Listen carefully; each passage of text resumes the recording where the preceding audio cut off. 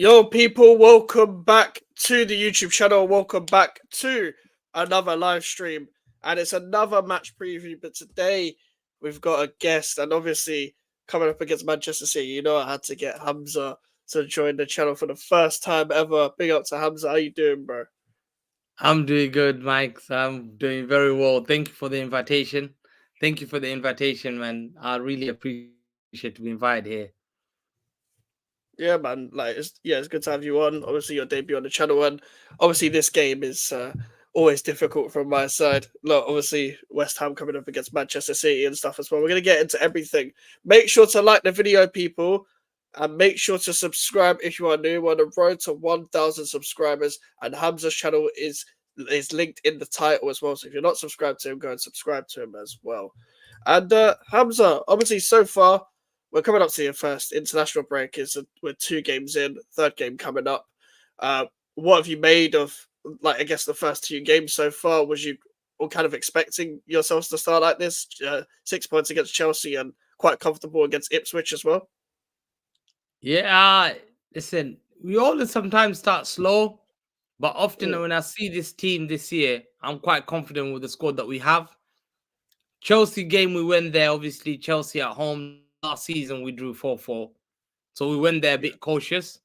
Rodri missing, Foden missing. Alvarez had been sold. So we went there, but we still had the big good squad, like with KDB and introduction of the two wingers, Doku and Savinho, who are absolutely amazing. So we went there and we won 2-0, and that was a fantastic result for us. Fantastic result. Then going to Ipswich as well started slow, but what we did to Ipswich was absolutely legendary. And the players came about despite losing 1-0, and they just came back and they beat Ipswich, and that was an impressive result. So 6 points out of six, top of the league. After winning four in a row, I'm quite happy. I'm quite happy, but the challenge comes next now. yeah. You're confident about doing 5 in a row then? Obviously, it's never been done before. Even 4 in a row was never not been done before. 3 in a row hasn't been done in ages, like before you guys did it. So 5 in a row, you confident of doing that? Obviously, Arsenal probably going to be up there, but you guys have the know-how, and you guys seem to be quite comfortable each year. I know you guys made it to the last game of the season, but once you guys switch it on, there isn't really many teams that are going to stop you at the back end of the season, is there? I think five in a row is we can do it. We can do it, and there's no better person that can do it than the squad that we've got. The manager we have, he Yeah. knows how to do it. He's hungry. He never likes losing. He loves winning. This guy would never make excuses. You seen him even Carling Cup when we were not last season, the season before though, in the treble season, and we played Carling Cup in the quarters or semi against Southampton. We lost that game. He took that Mm, personally. He yeah. said to them, he threatened them and said, if any one of you are trying to get comfy, the academy is there to replace you. And he's serious because Mm, Pep Guardiola's done it at the top level. He's benched the likes of Ronaldinho. Eto he's sold. He got rid of Ronaldinho. He got rid of Yaya Toure. These are big ego players at Barcelona. So he knows that I can do it. I've done it before. And he can bring young squad like Busquets at Barca. So to me, five in a row, yes, we can do it. And there's no better team that can do it than us. Like, no one's done it four in a row. That was very difficult last season, especially losing Gundogan. Last season, I was mm, stressed, Mike. I was stressed last season because I just thought, Rod, one more injury we need, and we're in trouble. So we kept asking for midfielder, and we were linked with a couple of midfielders, in case Rodri gets injured, in case Kovacic gets injured, because Nunes hasn't hit the road running. And we were like, okay, who's going to be the replacement? Paquetá was there, but we couldn't get him. We were close to getting last year until that incident happened. Then we were promised that we might go back for him, but we didn't. We went for Bruno Gomaresh. We didn't.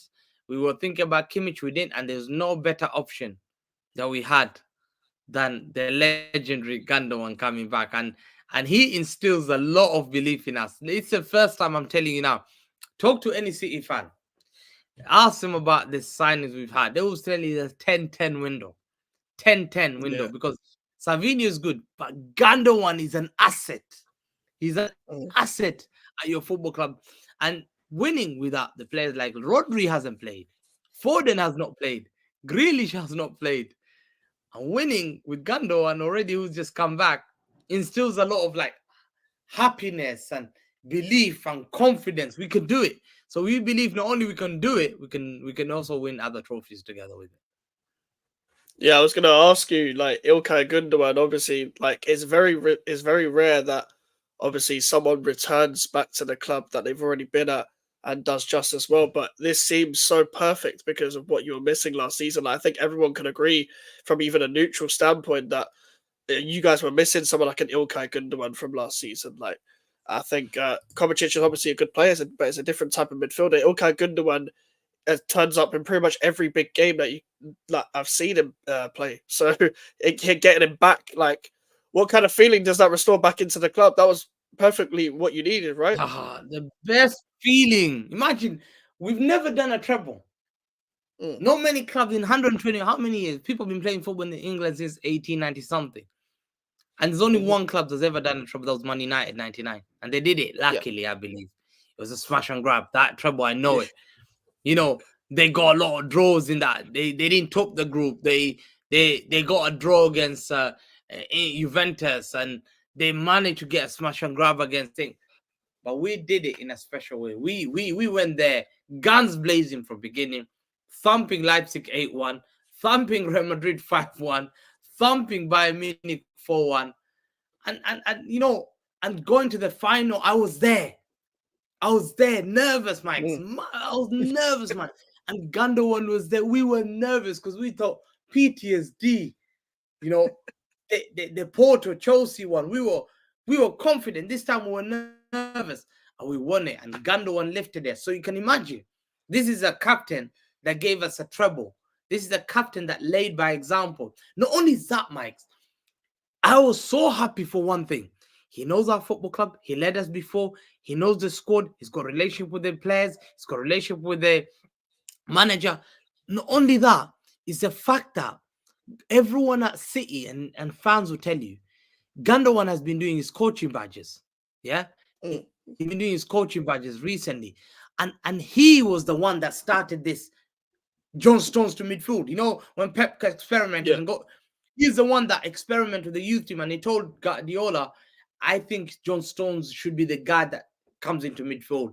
And Guardiola tried it, and he worked, and that what won us the treble. And people think highly of him, like how we used to think highly of Arteta. A lot of people in the camp say that Gando is very smart, he's very quiet, but he's very intelligent. He reads the game very well. So getting Gundogan is like, I've been signing of the season. Like, I don't believe no one has... I know Madrid signed Mbappe, but I believe Gundogan was better. I think Gundogan is just an asset. Like, signing that was a signing of the season. Yeah, I can hear that as well, especially because he already knows the club, and it was only 2 years ago since he actually left. And if you know the club inside out, and you just left, it's pretty much it's like he went on loan to Barcelona. Pretty much, that's what it feels like. That's what it feels like. He went on loan to Barcelona, and he's just come back, and it's like he's never really left.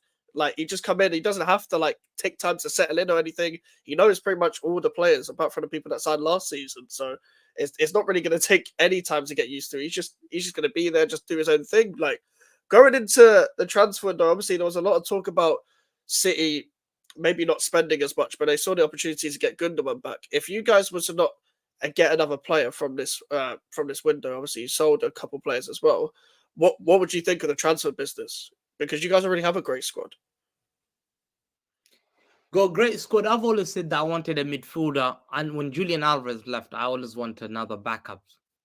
But we're hearing we don't know until tomorrow. Will I be happy?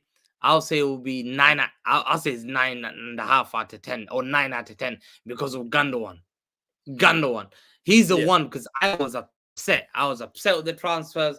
I was like, as fan, I was like, mentally, it was draining last season. I know how I lost the Champions League. I wanted that Champions League again.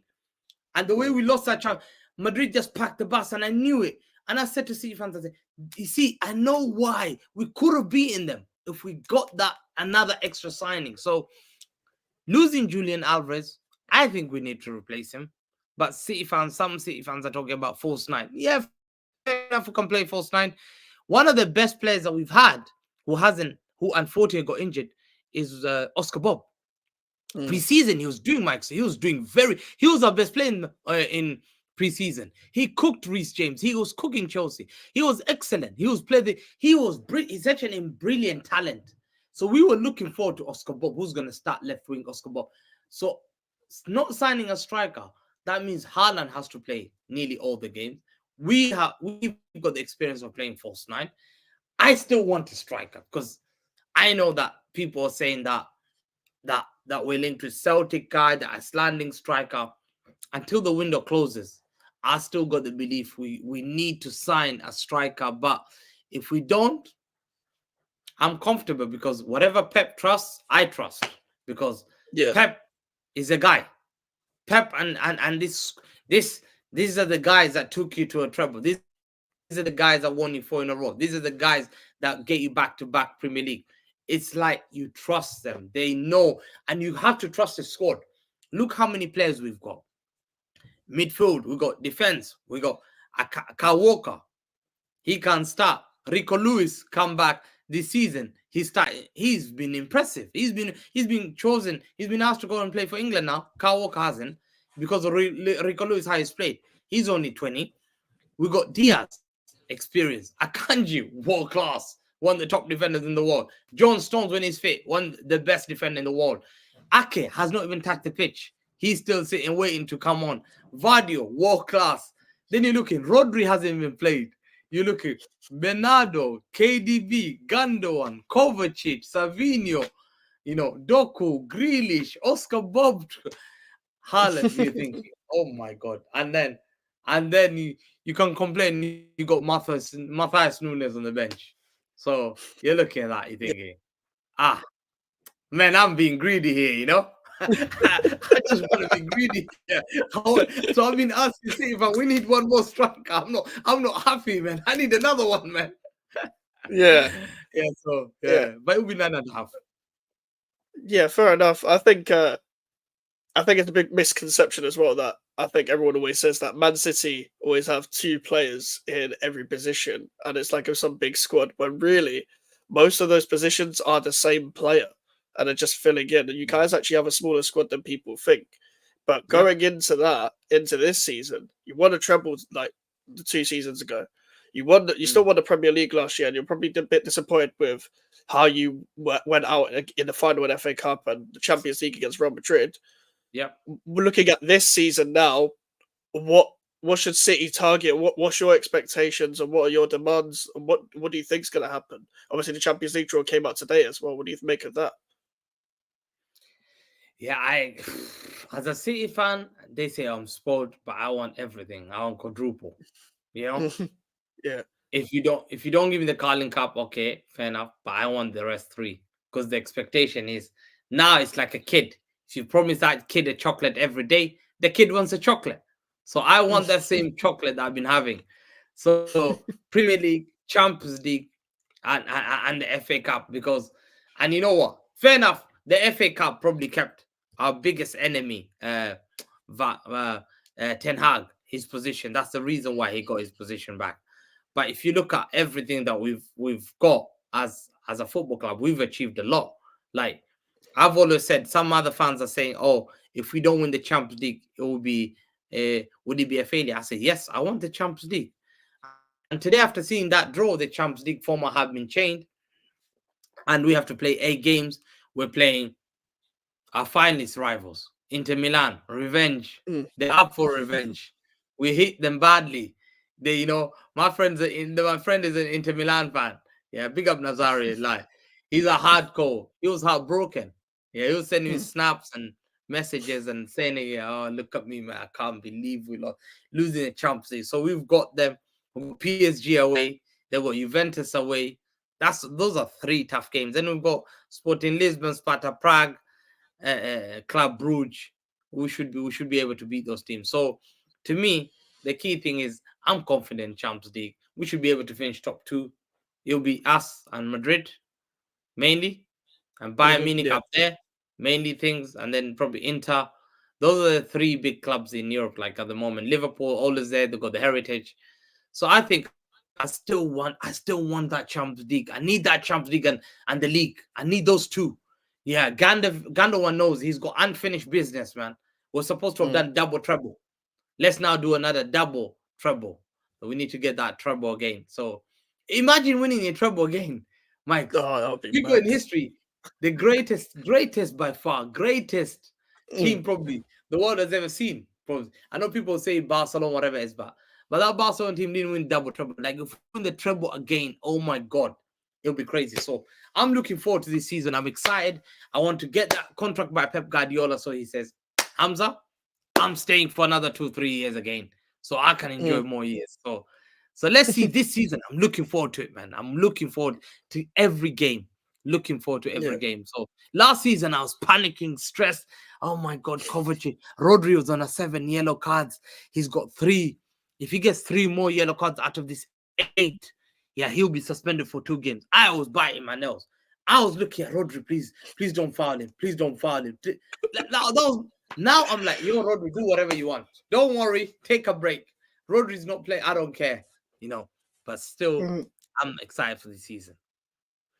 Yeah, I was going to ask you as well. Like, obviously, you mentioned about Pep's contract. There's been many speculation. Obviously, Pep's very cryptic in the media, very sarcastic as well. I really enjoy some of his press conference quotes because he's a big character within the press conference scene and stuff like that. But how confident are you that he's going to stay, like, going to extend his contract? Because I can't see him leaving. If I'm being real from the outside point of view, but Really. what do you think? I think the honey is too sweet for him to leave.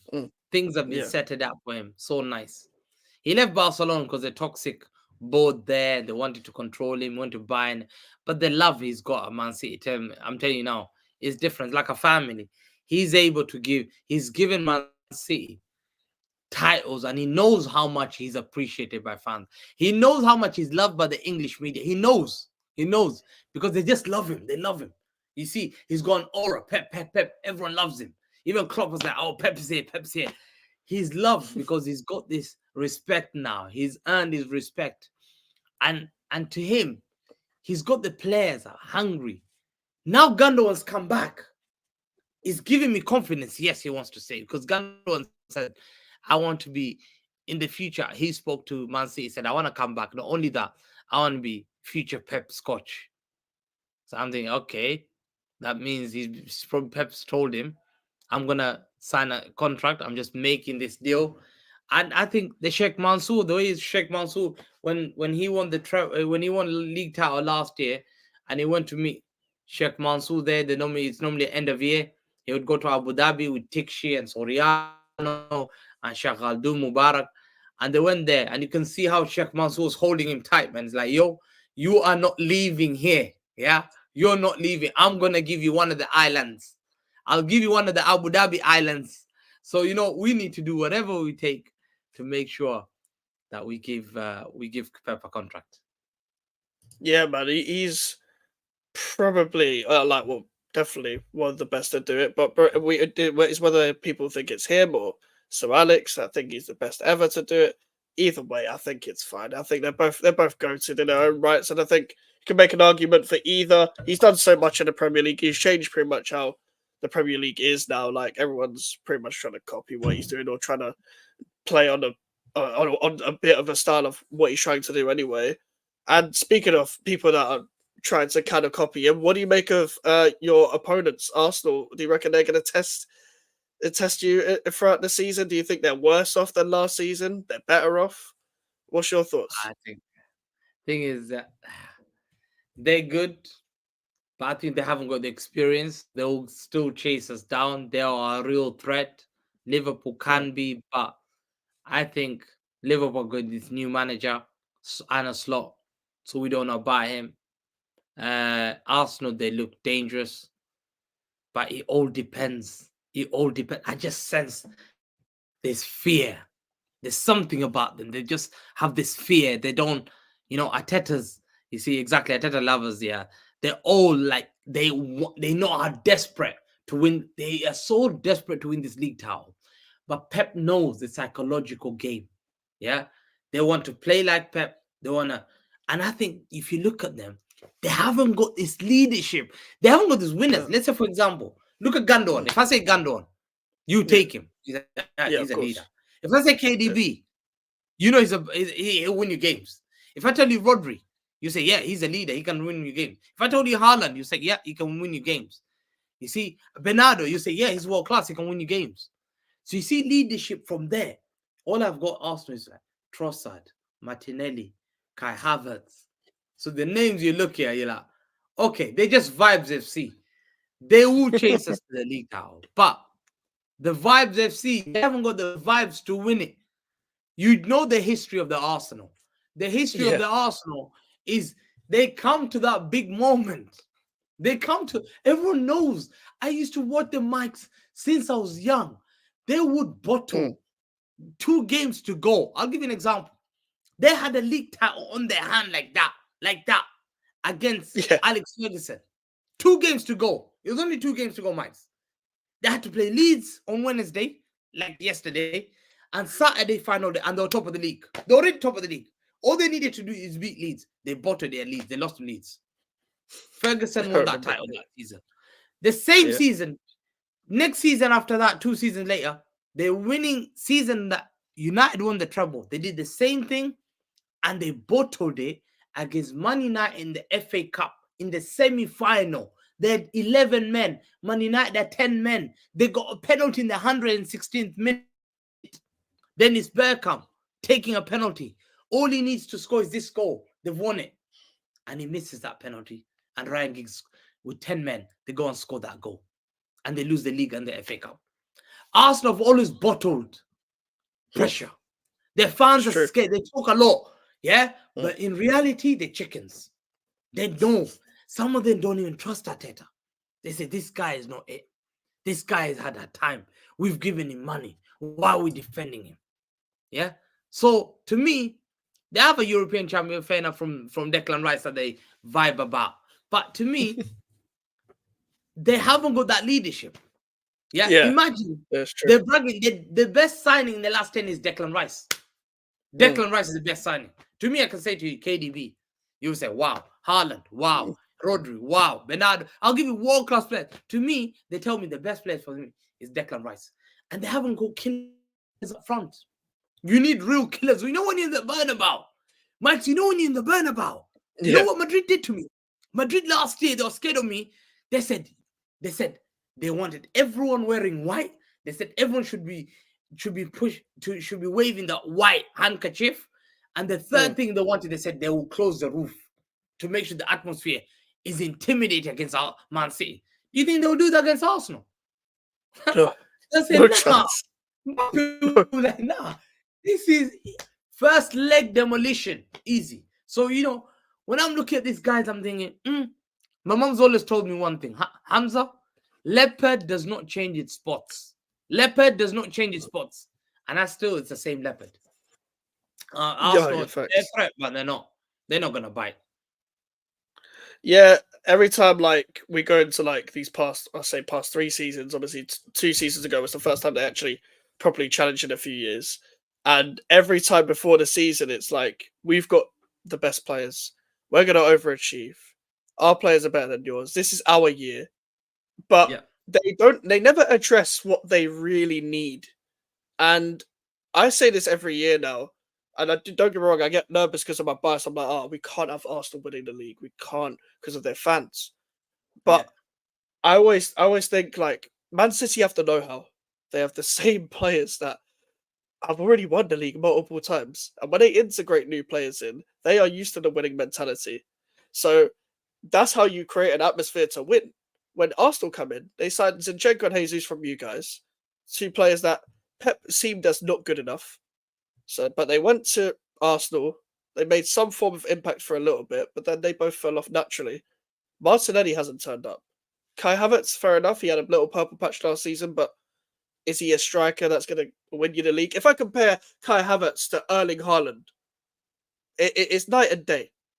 It's night and day. Haaland has won the Golden Boot the 2 seasons he's been here. Kai Havertz has pretty much done the similar things to what he's always done, but around better players. Around players that are actually going to cross the ball in properly. I don't think just because Kai Havertz scored against Wolves on the first day, he's not going to be anywhere near Haaland. I'll be surprised if he has if he's even in 15 goals range of Erling Haaland's total by the end of the season. I can think of many strikers that will score more than him. And don't get me wrong, they've signed Mikel Merino, they've signed Ricardo Calafiori, and I think they're good signings. But I think without a striker, it doesn't matter. It doesn't matter. And if you're not, and if Martinelli isn't going to turn up, you're not going to have the right options off the left either. You're going to rely on the Trossard, who has maybe proven more that he's a great sub coming on to prove himself rather than an actual starter. When you look at City, okay, if Savio's not playing, then Doku will play on the right, or Foden will play, or Bernardo Silva will play. That is the difference. If Haaland doesn't play, you could go into a false nine where you've done that before. If Rodri doesn't play, we've seen against Chelsea and Ipswich that you've now got the players that are used to dealing with the situation of Rodri like not being in the side. And this is a Man City that's not even fully fit. And you're never really fully fit at the start of the season. You guys always get off to a slow start, and then you get used to it. From January to May, unstoppable, unbelievable, and all that. Yeah, That's a big difference. Like, that's the big difference. So yeah, going into this game, bro. If you were to look at West Ham from an opposition point of view, who would you say like are the main danger players from your perspective? dangerous. West Ham's dangerous, man. Yeah. West Ham's dangerous. You know that Kudus guy, man. Let's rate him at. I rated him at Ajax. He then had an ACO. And he missed. And I remember this guy. I said, this guy, he looks good. And he's gone to West Ham. You got a germ there. You got a germ. Paquetá, dangerous. You know? Those two players, I feel. Bowen. Bowen's dangerous. You guys got dangerous players. We have to be very careful against you guys. You see, last game of the season, Kudus, what he scored against us, kept us quiet. We were nervous. 2-1. The game's back on. We have to be very careful. Kudus, Paquetá, Bowen. Those three are the guys I'm scared of most. I'm very scared. And they play well like a team. They play. I don't know about Mikel Antonio. He's quite bullish up front, but he's not been scoring a lot. But still, they don't need.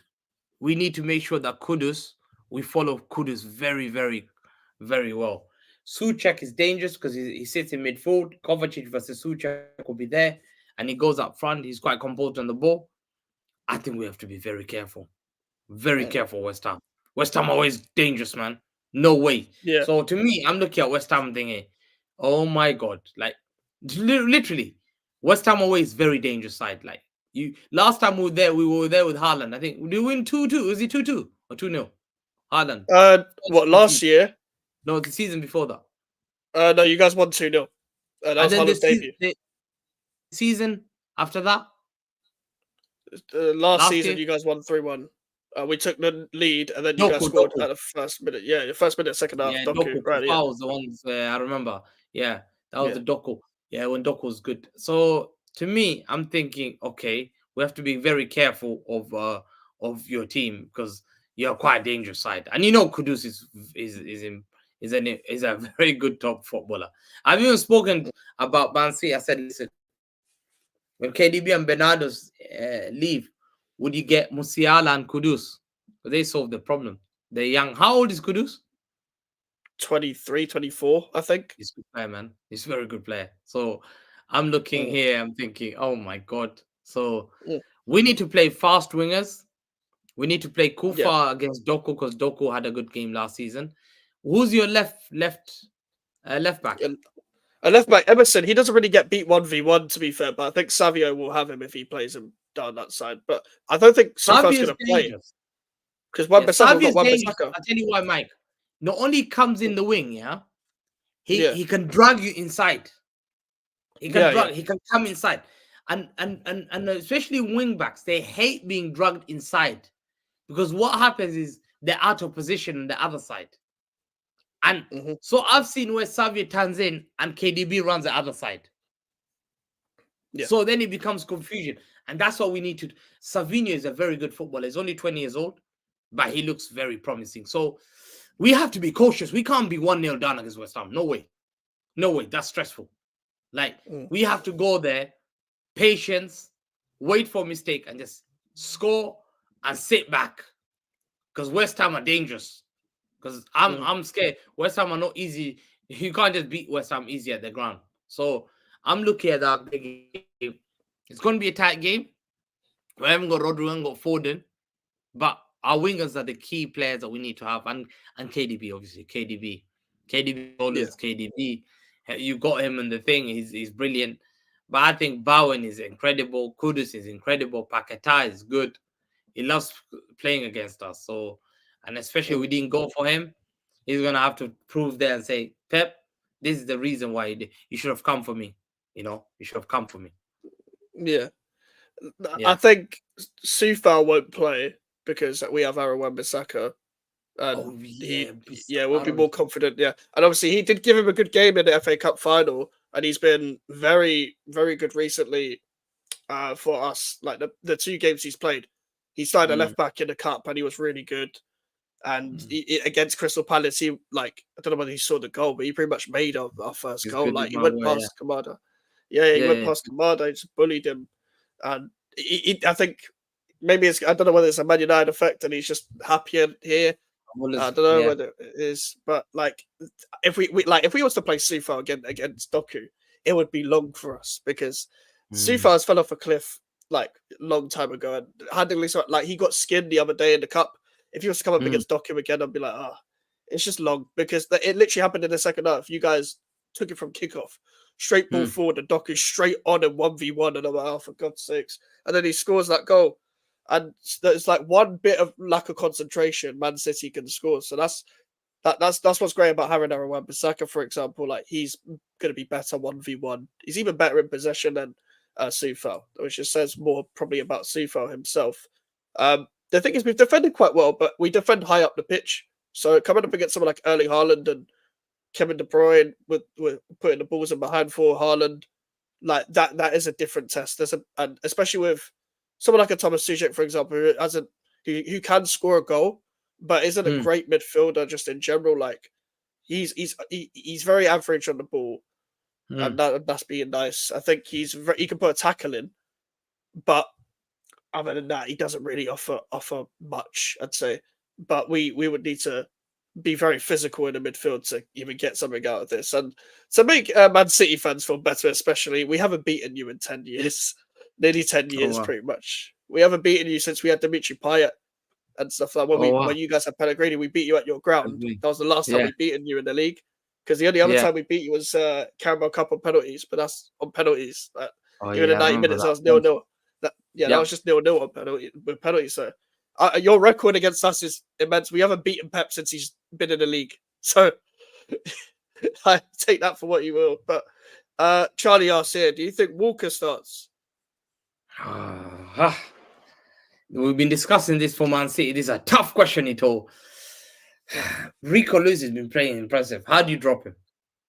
No, you don't. You probably don't, do you? And how does Pep? He promised Kyle Walker. He's the captain. We haven't decided who's the future captain now, but last year he was a captain. How do you play Mm, him? And yeah, he's been good at City, although he's had moments. But Rico Lewis has played well. yeah, So you're looking at this, you're thinking, is he gonna be telling Rico Lewis and say, okay, I'm gonna rotate you, don't worry. Let me give Kyle Walker a chance. And yeah, how do you handle this? Only Pep can handle this this dilemma, benching Walker yeah, for Rico. But I think Rico's played well. If he goes bench, yeah, I think it's gonna be unfair for him. But I think Rico's been brilliant. I think, oh my god, and if he drops Walker again 3 games in a row, will Walker kick it off? Will he say, listen, Pep, why are you dropping me? I'm the first choice right back. What are you gonna do? And yeah, remember Pep going to an argument with Cancelo because of this Rico Lewis. Rico Lewis yeah, is the biggest troublemaker. He made he's the guy that made Cancelo get pissed off, and Cancelo had to square off with Pep and say, "Who's this little kid? How this little kid has start ahead of me?" And that's why the fight started. So you're looking at this, you're thinking, "Oh my god!" So I'm hoping this will be I can't promise who plays, but you said about Aaron Wan-Bissaka there. Aaron Wan-Bissaka, man, listen, I've always rated the guy. Uh, I know. In fact, I know his family, friends, and all that stuff very well. He Oh, comes from a really? very good family. Yeah, he lives in New Addington. I know his best friends very well. He comes from a very, very good family. Yeah. I was very disappointed, man, the way United dropped him. The way he worked hard at Palace, he was incredible, man. At Palace, he came in. Ward was injured, and Martin Kelly was injured, and in training, I remember Zaha couldn't go past him, and Wilfred couldn't go past him. Roy Hodgson gave him the place, and he was outstanding for the rest of the remainder game. It was against Tottenham. He played, I remember, and then for Palace that season, he was Player of the Year. The season after that, and then United, obviously, what they do, they come and take the players. Look what Pogba.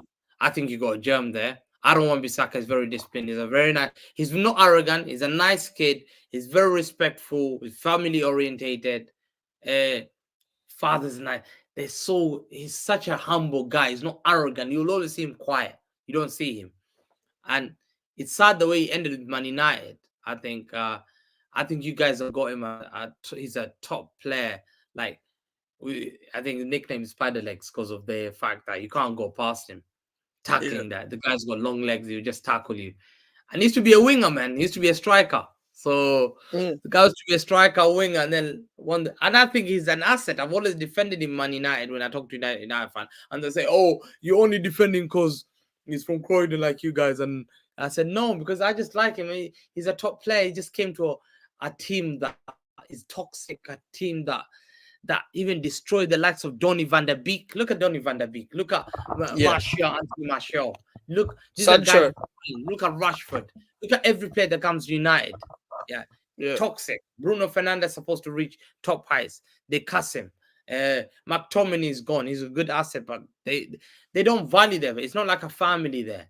And Wan-Bissaka, I just saw whoever's gonna sign Aaron is gonna be, and you're lucky. He saw, and luckily he didn't celebrate against Palace because obviously he can't celebrate, but he made a good run. He good run, and Bowen just shot there, and brilliant. I think you're building something special. People don't see West Ham are building something special quietly. You're a very well run club now, very well run club. Like no disrespect to West Ham, man. You should be top 5, top 6 now. You should be hitting. So, man. You should be knocking on the door. You just need that striker, lethal striker, gets you 20 goals. I hope what's the name? Antonio can do that job for you. I know you signed Lucas Fulcrook. He's a bit slow, but still he's an asset. But I just hope you score goals. That's all you need. Unfortunately, I only dislike you for one thing. I don't know why you didn't buy Calvin Phillips, man. I think you know exactly the reason why we didn't buy Calvin Phillips, mate. You know exactly why. Oh my god, no offense to Calvin Phillips, one of the worst players I've seen at this club, bro.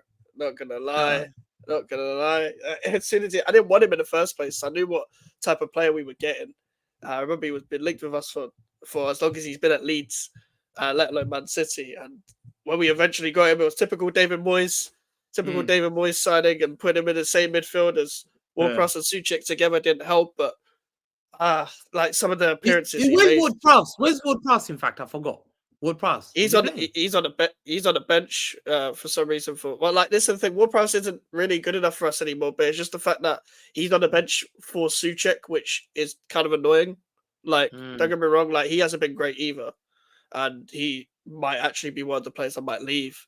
But the problem is that Moyes specifically just signed him for set pieces, and then shoehorned him into any position just so he can play, which didn't really help him last season. He was playing on the left and number 10, which he's not either of. He's a number 8. He's a box-to-box midfielder, but Moyes didn't play him like that. But I don't think this manager's completely interested in Ward-Prowse mainly Ward-Prowse, because he wants Carlos Soler from PSG. So we'll see if we get him over the line. Carlos Soler, yeah? Yeah, Carlos Soler, yeah. But I don't know if we're going to get him over the line. And looking at this game overall, obviously, if Wan-Bissaka starts, it'll be a big thing for us. And so far, so good for him. Nicholas Fulcrook will probably start most of the games. I don't think he's going to start this game just because he played in the cup and Antonio's been playing the league games. And the thing is, Antonio is done a lot for the club, but I think his time as a starter is probably done. But he can, in occasional games, be that guy who can hopefully take on defenders when they have a high line and stuff like that as well. But I don't know what lineup I particularly line up with, but what would be your lineup against West Ham from a Man City perspective? I think it's gonna be Edison, we know, Vardio, Mhm. Akanji, Diaz, Rico Lewis, Kovacic, Bernardo KDB, Savio Doku, up front Haaland. Oh, wow, yeah, that's a great starting 11. You have a lot of control of the game as well. Like, Bernard, tell me about Bernardo Silva, bro. Do you think he's kind of like compared to the other City players that get put in the line? Do you think he's kind of underrated due to the fact that he plays in like Underrated, yeah, multiple he's high, positions? he's Yeah. a maestro. He knows. He's a hard worker, hardly he's always there, never gets injured, Mm, covers more ground than anyone else. Works hard for me. He grinds, or he's the one that gets there. He drives the ball, plays 1-2, plays to Savia, runs around, get another ball, pass to KDB. KDB then makes an assist, but you don't see that. The guy who's making the engine tick is yeah. Bernardo. He's walking around, running around, and he's such a humble guy. Bernardo is an asset. Like, to me, I think he's world class, fact. But because he doesn't do an assist and all that, people expect him. Oh, he doesn't have 15 GA, or that's not his job. He will play wherever you want him to play, and he's a hard-working player. He will track back, go and get the ball for you, pass back, and start running with the ball. He will play 90 minutes. Now he'll come off 80 minutes. He's not pissed off. He's an asset. There's a reason why Barcelona have been tracking him for years and they wanted to get him, but they couldn't just afford to getting him. So to me, Bernardo Silva is a real asset. He's world class, underrated by many fans, but everyone who knows football, they know and respect Bernardo Silva, one of the greatest midfielders in the Premier League. Obviously, speaking of one of the greatest midfielders in the Premier League, Kevin De Bruyne. That guy has been doing it for years. He had an injury last season, came back, and he still contributed to the back end of the title race and stuff like that. He's turned up in many big games. He's pretty much he's been a Premier League legend for a few years now. Where how do you see Kevin De Bruyne now? How many years does he have left, and where do you see him overall in terms of his status in the Premier League? Listen, to me, he's one of the greatest players. I think when he retires, I've always said a few years ago, he'll be the greatest Man City player of all time. And people Mm, said no. And I said the only guy that I see him might get past him. And I said Rodri. mm, That's because I said that clutch moment is dangerous. If Rodri yeah. stays, but Aguero is that people say David Silva, but KDB has taken us to the top. As soon as that Champions League was lifted, I said KDB is cemented. There you are. He wasn't playing, but he's a guy that led us in the Bernabeu, in Allianz Arena. He's the guy. He's a guy that changed everything. So to me, he's an asset. He only played for 4 months, 5 months. He had more goals and assists than Odegaard, who played the whole season. He gave him a 6 month old head start, and he still had more assists than him. That shows you how incredible he is as a player. This guy is an elite player. He's world class, world class. I don't pick many players, and I've always said there's one player that can sit on Xavi Iniesta's table. This guy, he definitely walks into that. He plays with those great players. He's the asset. He's an asset. You don't find a player like that. Like, he's taken us to the top. Like, where could we have been without KDB? KDB is absolutely an incredible footballer. And unfortunately, people say, "Oh, but was he done for his country?" He took his country to third place, Belgium. Belgium don't have a right to win the World Cup. Yeah, France have a name. They got knocked out by France in the World Cup, who went on to win, but they finished third, which is a great achievement. Belgium has never reached that point. And people disrespect him who hate him, but everyone knows he's the goal, and he'll go down as the greatest midfielder the Premier League has ever seen because he's an asset. He sits on a table where you just think, wow, you will not get players like KDB. They don't grow on trees. You Mm, get another Patrick Vieira, you might get, but you're not getting KDB. Patrick Vieira could be Yaya Toure, but I guarantee you're not going to get KDB. The work ethics, the humbleness, family man, works hard, goals, clutch moments, loves it at the Bernabeu. When you're going there, he's the guy that leads you. You know, top, top talent. We're very lucky to have KDB. Very lucky. Yeah, I mean, I've seen this guy turn up in so many big games, so many big moments, become clutch and Mm. stuff like that. And he's been doing it for years. Longevity is so key, and he's an embodiment of that pretty much. Like he's definitely a Premier League legend. He's definitely top 10 Premier League midfielders.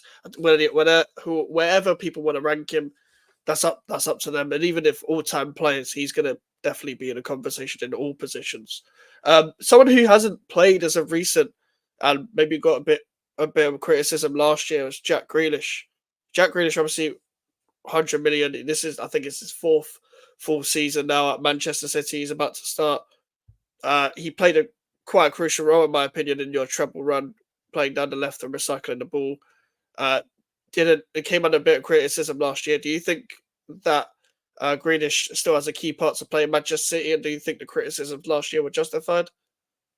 Yeah, which is understandable. Obviously, people put him on a high pedestal, Jack Grealish. They think him as a top player. The season, because of the treble season, he was incredible. He's one of the top 5 players for Man City. He was incredible that season. He's the reason why we won the treble, one of the top players that we had. Without him, we'll never have won the treble. Last season, obviously, was a little bit of a dip, and Doku took his place. But he has to be careful. I think Grealish, I've seen him preseason. He's incredible. He's worked hard on his fitness. He's worked hard on the way that he's plays the football. I think I've seen him even preseason. He was taking shooting from dribbling and shooting, which he doesn't do. And he's an incredible player. He's a guy that caused Madrid problems. He's a fantastic player. He has absolutely a big role to play. Jack Grealish has a big role to play at Man City, and you'll see this season. That's what brings love to our team, is the fact that you can play a fast winger like Doku when things are not happening and you want to end, just relax and keep the ball possession and frustrate teams. You play Jack Grealish, who's incredible at keeping the ball and incredible at just rolling and rotating the ball around, and brilliant, a classy player that you can't have the asset unless you're a classy player. You'd lose the ball easily. Hardly loses the ball. You don't get him to lose the ball, and his asset's not there to get you to score goals or assist. His job is to make sure that he's part of a team to win major trophies. That's key, and I think he'll be involved this season again. Yeah, obviously, yeah, I rate Jack Grealish quite highly. I do think him playing on the touchline quite a lot doesn't really help his game, but at the same time, he played that role quite well in the treble season. I think it was I really liked actually watching when you guys switched up and you put Stones in midfield, as we were talking about earlier, and Bernardo Silva and Jack Grealish were crucial in just recycling the ball on the wings and stuff. And yeah, that really helped as well. I'm gonna ask you this last question, bro. Mm. Score prediction. What's your honest score prediction going into the game? Aye, aye, aye. This is going to be very tough. I think we win there 3-2. High scoring game. High scoring game. City will score. City will score 2 or 3 goals. Yeah. And they'll come there guns blazing. They'll just come guns blazing. I've seen them this season. Yeah. They don't do this. Oh, we're passing around. Bang. Savio. Go. Doku. Bang. KDB here. Savio back to Doku. Doku Savio. Savio to Bernardo. Bernardo's there. Kovacic is there. They'll just keep playing that football until they get a goal. And if Haaland doesn't score, KDB will score. KDB doesn't score, Savinho's going to score. And Gundogan's there to come off the bench. Foden's there hungry to come off the bench. So it'll be a tough game. West Ham's a tough opponent, but the quality is there. The quality is there. Yeah, fair enough. I can't see anything but a Man City win, even from a West Ham perspective. I'm very honest. Yeah, I'm not even going in there with any expectations. what I'm like. I'm pretty much like I don't. Even if we draw to the best team in the world, for me, you just gotta win. You gotta win. People will be like, but you haven't won against City in years. Well, that's even more motivation to go and end that streak by beating them for the first time in 9 years. Boy, it is 15-16 season was the last time we won against Manchester City. But thank you for coming on the channel, Hamza. And big up to everyone that was watching. Big up to everyone in the chat. And make sure to leave a like on the video. Hamza's channel is in the title, so you can just click on the link and subscribe. And big up to everyone that's watching. If you're new to the channel, please subscribe as well. And we're on the road to 1,000 subscribers, and we'll be back for even more of the game tomorrow at 10 p.m. See you guys later. Goodbye.